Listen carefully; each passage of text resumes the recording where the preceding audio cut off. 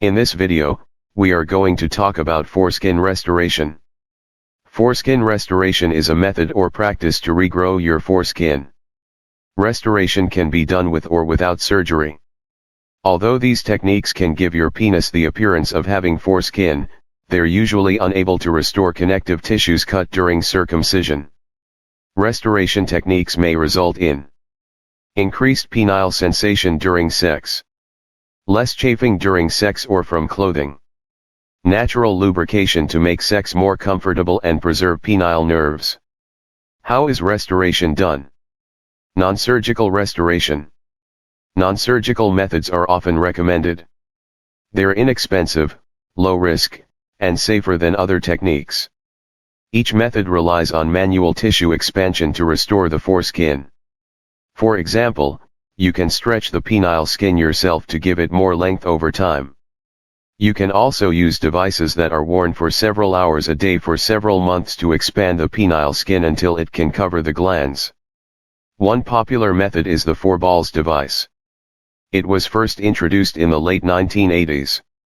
It's meant to hang from the penile shaft skin during the day until it stretches enough to cover the glands. Its inventor claims that his skin expanded by nearly an inch. The dual tension restorer, DTR, device uses tugging to achieve similar results. Surgical restoration. Surgical foreskin restoration is accomplished by transplanting skin from areas with tissues like those of the penis such as the scrotum onto the penile shaft.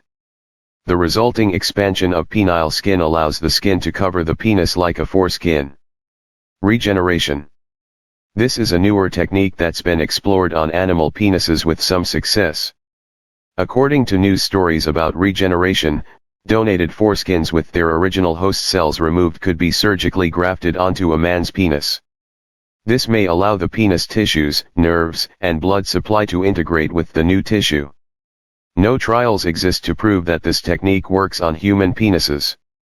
Foreskins can be grown or preserved in laboratory settings, but whether they could be attached with success to the penises of living men is unknown.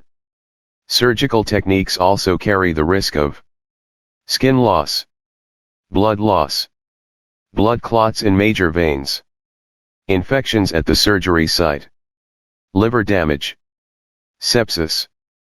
Thank you for watching these video. Don't forget to click on the subscribe button.